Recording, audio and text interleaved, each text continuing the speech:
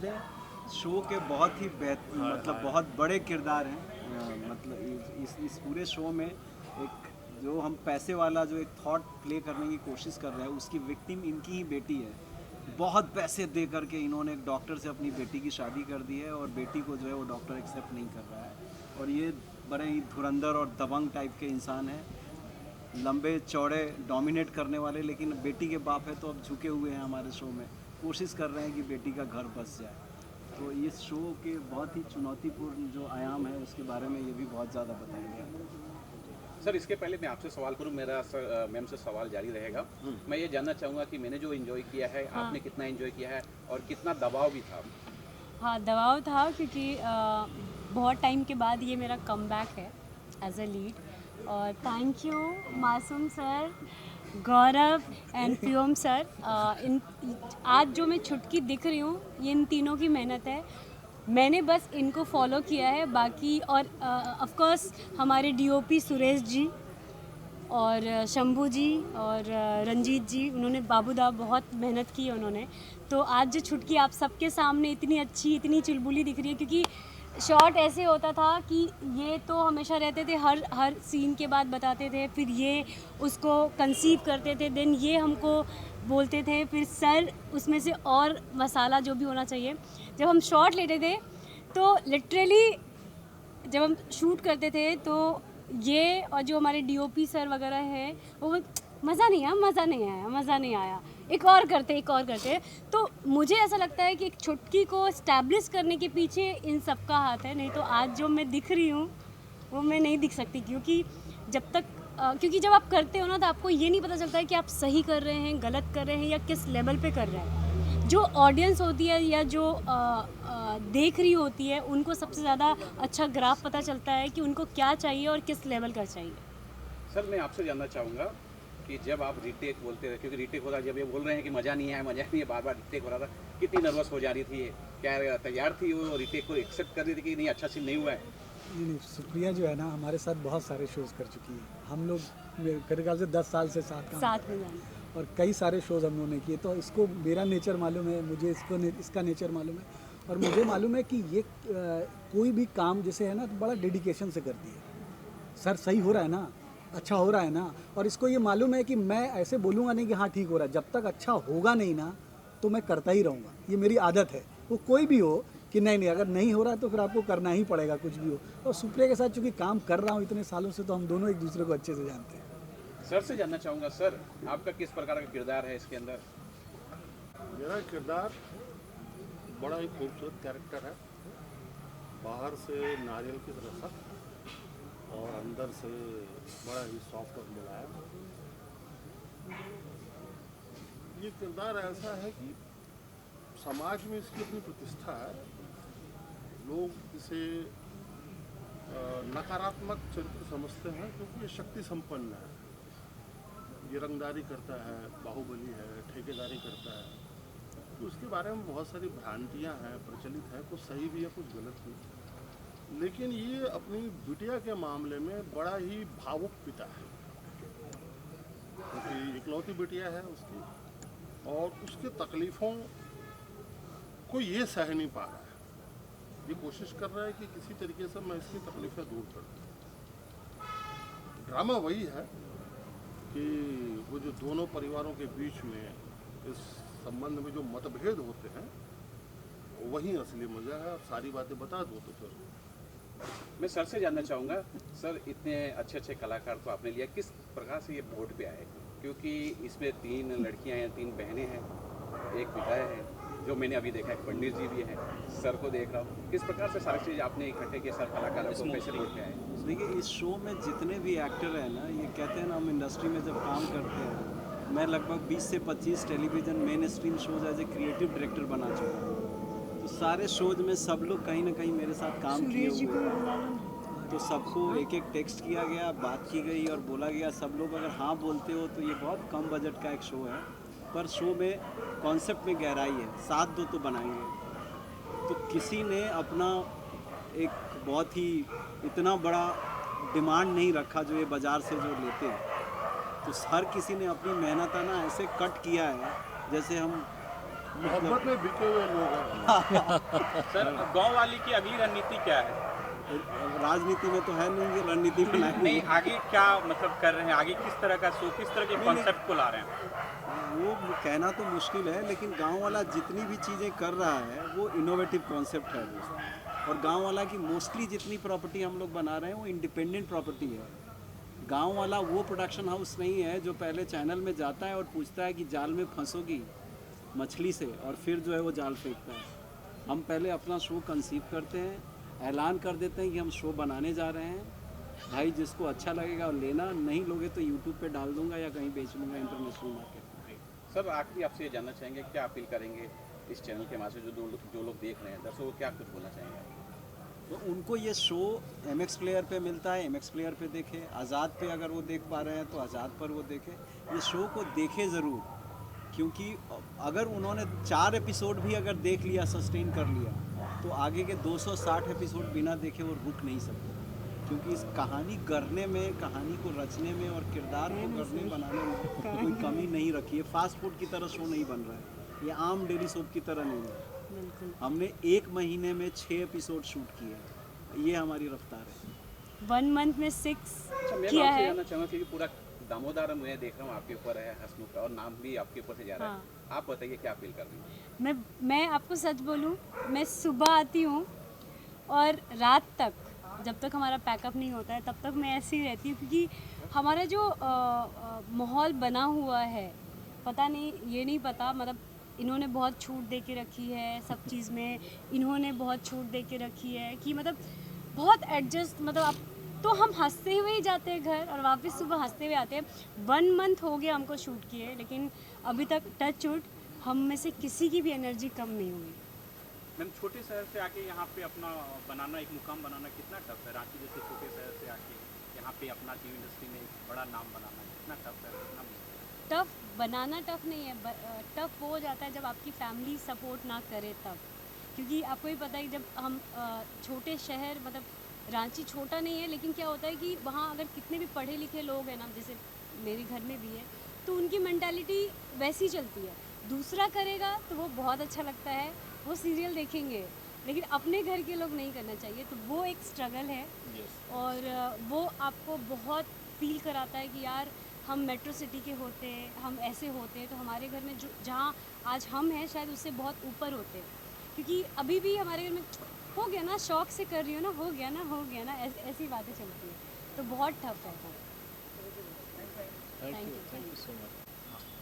Sir इसमें आपका किरदार क्या होगा, कुछ बताइए इस बारे में?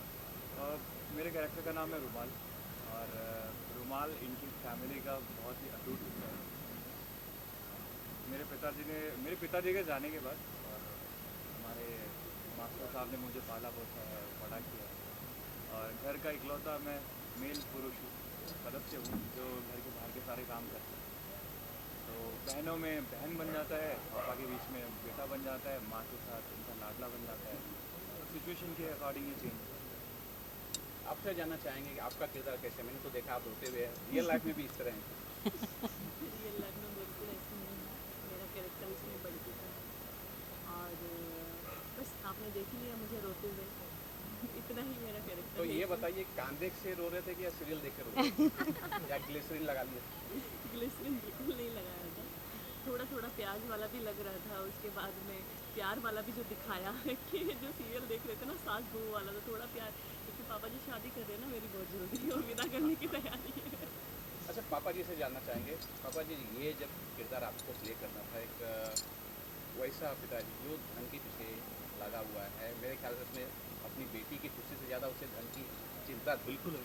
तो सर उस बारे में बताइए कि उस बारे में यही है कि मतलब जो मास्टर शोतम शर्मा है वो धन को नहीं मिलने देगा, बाकी सब चीज़ें ठीक है, लेकिन हाँ बेटियों की भी केयर करता है वो, लेकिन धन थोड़ा सा पहले, और वो चाहता है कि धन से जो है ना वो अच्छे दामाद या अच्छी चीज़ें तो वो खरीदी जा सकती है। तो ऐसा मतलब इतना वो इम्पोर्टेंट चीज़ है। ये मम्मी जैसे जानना चाहेंगे मम्मी किरदार के बारे में, क्योंकि आप जब अपनी बेटियों के पास जाते हैं तो उनकी जैसे हो जा रही हैं, और जब पापा आते तो किस तरह का हो रहे हैं, अरे देखा नहीं बाबा, मैंने, टेरर ही तो टेरर। उस बारे में बताइए। हम नारायणी शर्मा प्ले कर रहे हैं, तो हम टीम है हमारी बच्चियों के साथ, और पापा बहुत स्ट्रिक्ट है, तो घर में उन्हीं की चलती है। बट हमारा एक अपना गैंग है, मतलब हम जो चाहते हैं वो डिसाइड करके उनसे करवा भी लेते हैं। एंड छुटकी इज़ द मेन रक्षण करता, और उनका हमेशा से वो रहा है कि she takes a lead and she is a leader of the family. तो ऐसे कुछ कुछ छोटी छोटी चीज़ें और होती है घर में, तो वी सपोर्ट ईच अदर। प्यार तो बहुत है पापा से भी, पर पापा का पैसा ही सब कुछ है, तो हम उस तरह से थोड़ा सा उनको मनाने की, समझाने की कोशिश करते हैं। पर पापा हमारे बिना पैसे के किसी की नहीं सुनते। ये है एक ऐसी किरदार छुटकी, जिससे मैं थोड़ा सा, जो मास्टर जी हैं वो थोड़ा घबराते हैं, मतलब ये बात मनवा लेती है। अच्छा, आपसे जानना चाहेंगे आपका क्या किरदार है? मुझे लग रहा है आप पढ़ाकू होंगी इसके अंदर। हाँ, मैं बहुत पढ़ाकू हूँ और वह किताबें लेके ही घूमती रहती हूँ, बट रियलिटी में वैसी नहीं हूँ। कॉमिक्स रखे हैं। कॉमिक्स रखे कॉमिक्स रखती हूँ। अच्छा, आपका जानना चाहेंगे, मैंने आपको देखा नहीं, आपके किरदार जानना जी मैं प्ले कर रही हूँ इनके सबसे बड़े बेटे की वाइफ, और मेरी एंट्री भी कल ही होने वाली है। ये बहुत ही पावरफुल कैरेक्टर है, नेहा नाम है मेरा। और क्या होता है कि शादी के समय जब उन्हें पता चलता है कि पढ़ी लिखी नहीं है, तो इनके बेटे जो है मुझे इतना पसंद नहीं करते, चले जाते हैं।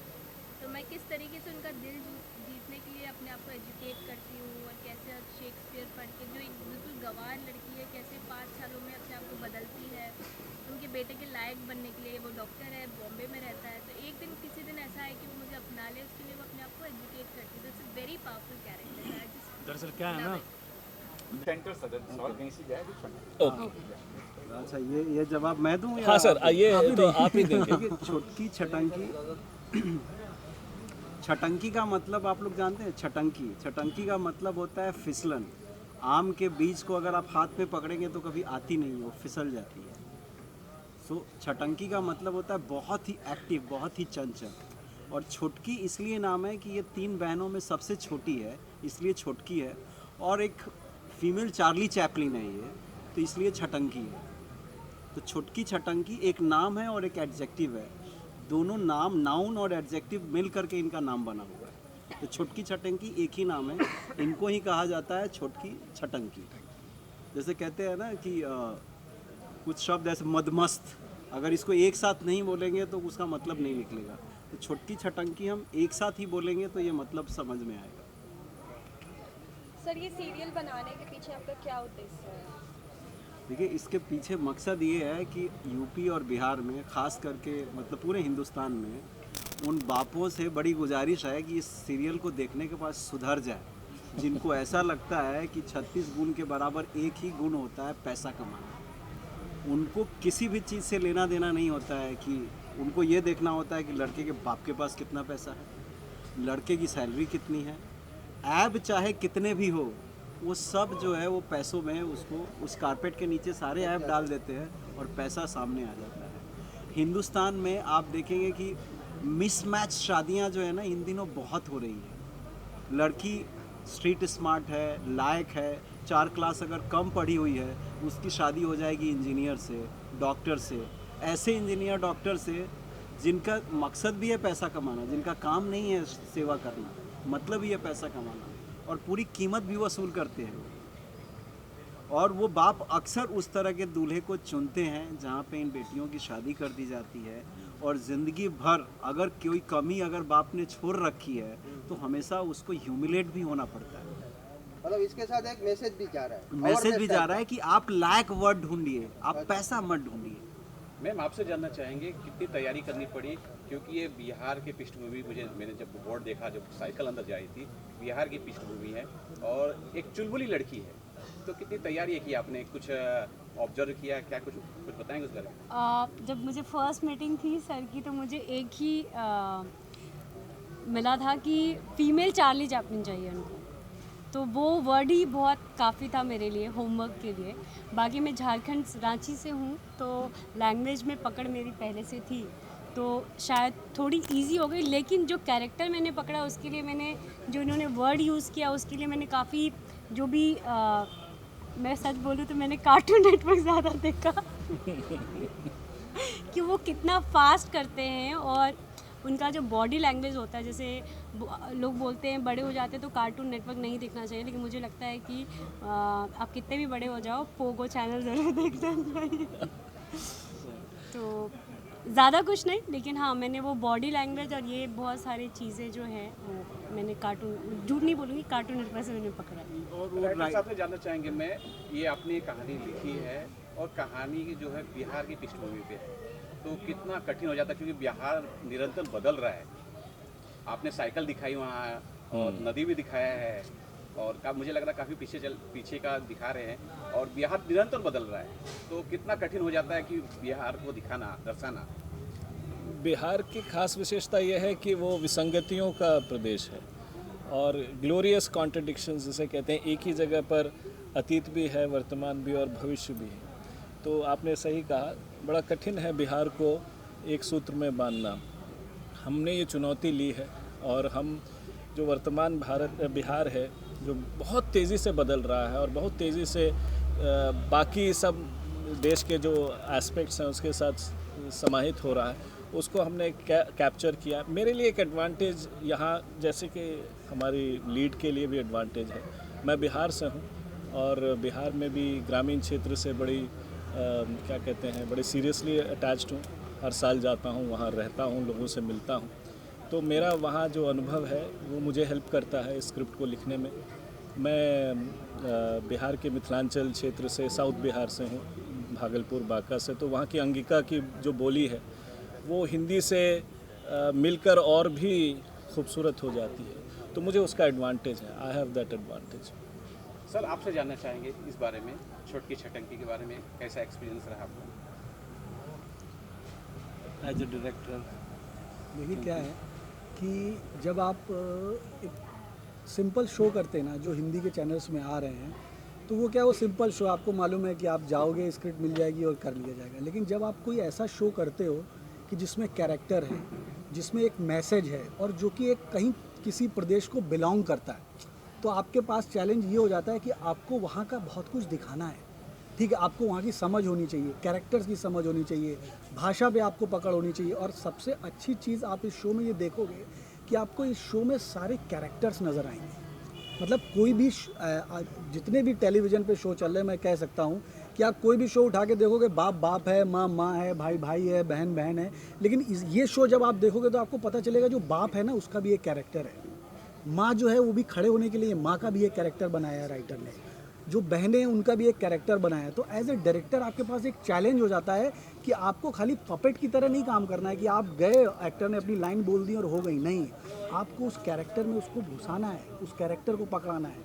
वो लाइनों में जो राइटर ने जो लाइनें लिखी हैं, वो लाइनें आपको एक्टर से बुलवानी है। तो एज ए डायरेक्टर इस तरह का शो जो है, जो जिसको हम कहेंगे ये देसी शो है, इसको करने में आपके सामने बहुत चैलेंजेस आते हैं। सर मैं पहला एपिसोड देख रहा था, हाँ, मैंने समझा कि कैरेक्टर तो इन्होंने बहुत अच्छा प्ले किया है, लेकिन मैंने ये भी ध्यान दिया है कि बैकग्राउंड जो म्यूजिक हाँ, वो बहुत अच्छा शूट करा था। सर उस बारे में बताइए, किस तरह से उसे आपने लिया? बैकग्राउंड म्यूजिक जो है वो हमारे म्यूजिक डायरेक्टर विनय सिंह करके हैं, उन्होंने किया है। एक्चुअली हम लोग कई बार उस सेशन पे बैठे कि हमको वहाँ का जो देसीपन चाहिए था म्यूजिक में वो आए, तो कई सेशंस हुए, उसके बाद वो बनाया गया। सर प्रोडक्शन हाउस के बारे में जानना चाहेंगे? प्रोडक्शन हाउस के बारे में हमारे प्रोड्यूसर जो है मासूम जी, ये बताइए। प्रोडक्शन हाउस का नाम है गांव वाला कॉन्सेप्ट स्टूडियोज। ठीक है, तो प्रोडक्शन हाउस जो है शुरू से ही इस प्रोडक्शन हाउस के पीछे विज़न सिर्फ यही है, गांव वाला वर्ड सिर्फ इसलिए है कि सबसे विशुद्ध चीज़ जो होती है ना, वो गांव होती है। हवा भी विशुद्ध आपको मिलता है, खाने को भी विशुद्ध मिलता है, पीने को भी विशुद्ध मिलता है, वातावरण भी विशुद्ध मिलता है। तो अगर बहुत ही रूटेड अगर एक कोई क्रिएटिव ब्रेन है और अगर वो सोचना शुरू करता है, तो मुझे लगता है कि गांव वाला आप जैसे ही कहते हैं, एक विशुद्धता का एक बहुत बड़ा जो है एक होराइज़न आप खोल देते हैं। और गांव वाला कहते ही अपनापन महसूस होता है। आज इस मेट्रो सिटीज़ में हर दूसरा आदमी, यार ये मेरा गांव वाला है, ये मेरा गांव वाला है, तो एक एम्पैथी सिंपैथी बहुत जल्दी जुड़ जाती है। तो हमें ये था कि लोग जब गांव वाला प्रोडक्शन बोले तो उनको लगे कि ये मेरा अपना है, हमेशा उनको महसूस हो कि अपना है। और गांव वाला का मकसद भी है कि बहुत ही रूटेड शोज़ हम सामने लेकर के आए, वो चीज़ें जो धीरे धीरे गुम हो रही है, उस चीज़ को हम वापस रीएस्टोर करें। सर आपसे ये भी जानना चाहेंगे आपके प्रोडक्शन से कौन कौन सी जो धारावाहिक या फिल्म कुछ बनी है या और कौन सी आने वाले हैं, कुछ उस बारे में बताइए सर। देखिए, हमने तो टेलीविज़न में बहुत ज़्यादा काम किया है। तो टेलीविज़न में हमने इससे पहले 4-5 टेलीविज़न शोज़ बनाए हैं। इस प्रोडक्शन हाउस ने क्राइम शोज़ भी बनाए हैं अलग अलग चैनल्स के लिए, जिसमें सोनी चैनल भी है। क्राइम पेट्रोल ही 400 एपिसोड्स हमने बनाया। मन में विश्वास है हमने बनाया। सब टीवी के लिए एक शो हमने बनाया। डीडी नेशनल के लिए बहुत ही कल्ट शो हमने बनाए हैं। अनुदामनी, वो यही थी। एक तरेगनी, उसमें भी यही थी।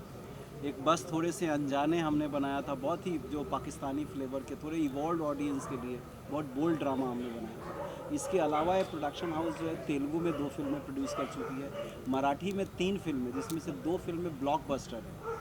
एक फुंतरू फिल्म हमने प्रोड्यूस की थी रॉस के साथ, जो ब्लॉकबस्टर हुई थी। टकाटक 2019 में हमने प्रोड्यूस की थी, वो भी ब्लॉकबस्टर है, जिसका दूसरा सीजन अभी तैयार है। मैम से जानना चाहिए कि मैंने ये जो एपिसोड देखा मैंने तो खूब इन्जॉय किया, खास करके आपका सीन जो था बहुत अच्छा था। आपने कितना एंजॉय किया और किस प्रकार का अनुभव रहा? मैं थोड़ा नर्वस थी यही कि मुझे ऐसा लग रहा था कि क्योंकि मैं इतने दिन से एक बार भी मॉनिटर नहीं देखा था, मुझे यही था कि फाइनल जब आएगा तो ही मैं देखूँ। बाजी का कैरेक्टर अलग है, मम्मी का अलग है, इनका अलग है, तो पूरी फैमिली आपको किस प्रकार से लगी? बहुत वो कहते हैं ना कि ज़्यादा अगर शक्कर हो जाए तो डायबिटीज़ हो जाती है, और खट्टी मीठी और सब नमकीन चीज़ें हो तो वो फैमिली में हंसी खुशी, मतलब हमेशा हैप्पीनेस रहता है। तो सेम मैं फील करती हूँ कि ऑफकोर्स जहाँ से मैं बिलोंग करती हूँ पापा ऐसे ही होते हैं, और मैं अपने घर में भी सबसे छोटी हूँ और पापा की लाडली, और यहाँ भी हूँ कि कैसे भी करके मैं मना लेती हूँ। मम्मी की बातें, दीदी की बातें, सब इनसे बोल के मैं मनवा लेती हूँ। और देखा जाए तो इतने दिन शूट करके हम सब सच में फील करते हैं। जब हम सिस्टर का सीन होता है तो लिटरली हम ना रीटेक इतना होता है क्योंकि हमको हंसी आ जाती है सीन करते करते, इतनी अच्छी बॉन्डिंग है। या मम्मी के साथ सीन कर रहे हैं या पापा के साथ सीन कर रहे हैं, कई बार तो ऐसे मैं बोलती पापा ये भी ऐसे होते हैं। तो वैसा इतनी अच्छी बॉन्डिंग हो गई है। और मतलब इसमें सच में मैं फील करती हूँ मेरी बड़ी दीदी वो बिल्कुल ऐसे ही थोड़ी वीक, रोने वाली, और ये इसमें बिल्कुल मेरी जो बीच में, मैं भी 3 बहन हूँ और एक भाई है, तो वो भी बहुत पढ़ाकू थी, तो मैं बहुत फील करती हूँ। And the best thing about Supriya is she such a great को आर्टिस्ट टू वर्क विद। जैसे हमारे सीन्स अगर कुछ है तो उसमें जान डालने के काम हमारे अलावा वो भी करती है। सो उसमें क्या होता है, हमारा सीन बहुत अच्छा खिल के आता है, and thank you for that. Actually ना ये रियल लाइफ में भी ऐसा जो कैरेक्टर इसका है ना, ये चुलबुल वैसी ही रियल में भी वैसी ही है। ये तो हमने यहाँ देखा था। पूरे सेट को परेशान करती है, ऐसे जैसे सीरियल में कर रही है वैसे सेट को परेशान करती रहती है। But it's a good energy, so all are happy and chirpy.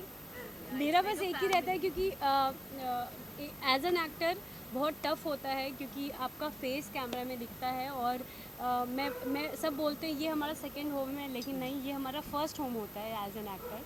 और हमको हर टाइम आपके दिमाग में क्या चल रहा है, आपके घर में क्या हुआ है, या आप जब घर से निकले हैं तो आपके साथ रास्ते में क्या हुआ है, वो सब मैटर नहीं करता, क्योंकि जब एक बार कैमरे में जो चीज़ छप जाती है ना, वो छप जाती है। तो मेरा हमेशा ये रहता है कि कैसे भी करके ना ऐसी एनर्जी बनाओ कि जो सीन बहुत ओके है ना, वो भी सीन ऐसा निकल के आए कि लिटरली अभी तक टचवुड हमने जो भी सीन किया है वो डायरेक्टर सर और डीओपी सर वाव नाइस बिना बोले आज तक रुके ही नहीं है। इमोशनल सीन्स भी रहते हैं तो कई बार तो ग्लिसरीन लेने की ज़रूरत नहीं पड़ती, हम लोग एक्चुअली लो पड़ते हैं। प्रियम सर को बहुत बड़ा वाला थैंक यू, बिकॉज वो कुछ सीन्स उन्होंने इतने अच्छे लिखे, कई बार टिपिकल वर्ड, कई बार ऐसा होता है कि वर्ड्स भी जो है एकदम टिपिकल बिहारी। जैसे है, जैसे एक कहावत मुझे याद होगी, basically I am from Haryana, लेकिन वो जो था जैसे ढन ढन करके गौरव जाए, पात बिछा के प्रतिष्ठा, तो ये इन्होंने लिखा तो मैंने कहा यार क्या बात है। करने के लिए मेरे पास पैसे थे नहीं, तो मैंने देखा इसका जो बाप है ना, गुंडा मवाली भी है लेकिन ठेकेदार पैसे वाला है, पैसे वाला है। तो मैंने उससे पैसे लेके डॉक्टरी कंप्लीट करी। अनपढ़ को जो है ना, ये पढ़ लिखी थी नहीं, और मैंने ताकि मेरा बेटा यूएस जाके डॉक्टरी की बढ़िया सी बड़ी डिग्री ले आए और ये हो जाए। अभी मुझे इससे कोई फालतू मतलब नहीं है ना, और इसके बाप से भी हम चाह रहे हैं कि किसी तरह अंदर ही अंदर डिवोर्स हो छुटकारा जाए। सा शादी की रात से हो ही जाए। वो अपनाता नहीं है बहू को।